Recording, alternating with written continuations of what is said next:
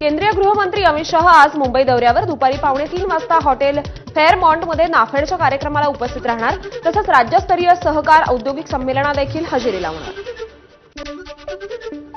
वेदांत हॉटेलच्या लिलावातून सिद्धांत शिरसाटांची अद्याप माघार नाही, मात्र बोलीच्या 25% रक्कम भरण्याची मुदत आज संपतेय, त्यामुळे शिरसाट हे हॉटेल घेणार की नाही ते संध्याकाळपर्यंत स्पष्ट होईल। धनंजय मुंडेंना हायकोर्टाचा दणका, पत्नी करुणा हिला पोटगी नाकारण्याची धनंजय मुंडेंची मागणी कोर्टानं फेटाळली।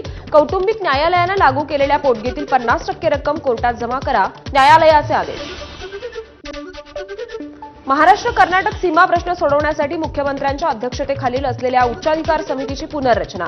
या समितीत ज्येष्ठ नेते शरद पवार, माजी मुख्यमंत्री पृथ्वीराज चव्हाण, नारायण राणे यांचा समावेश। पुणे जिल्ह्यात जीव धोक्यात घालून नदीपात्रात आंघोळ करणाऱ्या तरुणांना पोलिसांनी धडा शिकवला। सर्व मुलांना नदीतून वर बोलावून काढलं आणि उठबशा मारायला लावल्या।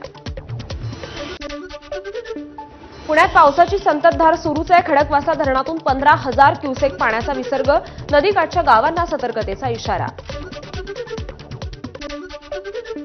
खडकवासल्यातून विसर्ग वाढल्यानं नदीच्या पाणी पातळीत वाढ झाली आहे, त्यामुळे भिडे पुलावर पाणी, नदीपात्रालगतचे रस्ते वाहतुकीसाठी बंद, सुरक्षा रक्षक देखील तैनात।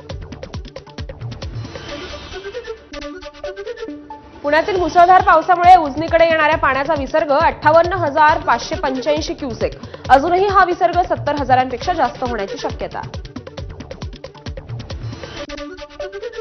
उजनी धरण जूनमध्येच पूर्ण भरण्याची शक्यता, इतिहासात पहिल्यांदाच जून महिन्यात उजनी धरणाचे 100च्या दिशेनं वाटचाल सुरू। काल सायंकाळपासून नाशिकमध्ये पावसाची विश्रांती आहे, त्यामुळे गोदावरीच्या पाणी पातळीमध्ये काहीशी घट झाली आहे। गोदावरीला आलेली पूरसदृश परिस्थिती आता नियंत्रणात। नाशिकच्या गंगापूर धरणात 1,160 क्युसेक वेगानं पाण्याचा विसर्ग सुरू आहे। काल झालेल्या मुसळधार पावसानंतर आज विसर्ग, प्रशासनाकडून सतर्कतेच्या सूचना। नाशिकमधील इगतपुरी तालुक्यातील दारणा धरणातून 4,742 तर नांदूर मध्यमेश्वरमधून 29,307 क्युसेक वेगानं विसर्ग, पाणी जायकवाडीच्या दिशेनं प्रवाहित होत असल्यानं मराठवाड्यातील नागरिकांना दिलासा मिळेल। बुलढाण्यात पहिल्याच पावसात 6 महिन्यांपूर्वीचा चांदूर बिस्वा ते भिलवडी डांबरी रस्ता वाहून गेला, निकृष्ट दर्जाच्या रस्त्याचा पर्दाफाश, नागरिक संतप्त। साताऱ्यातील विविध पर्यटन स्थळांवर 19 ऑगस्टपर्यंत निर्बंध, यामध्ये विविध धबधब्यांसह कास पठार, महाबळेश्वरमधील स्थळं आणि धरणांचा देखील समावेश आहे। पावसाळ्यात पर्यटकांच्या सुरक्षिततेच्या दृष्टीनं हा निर्णय।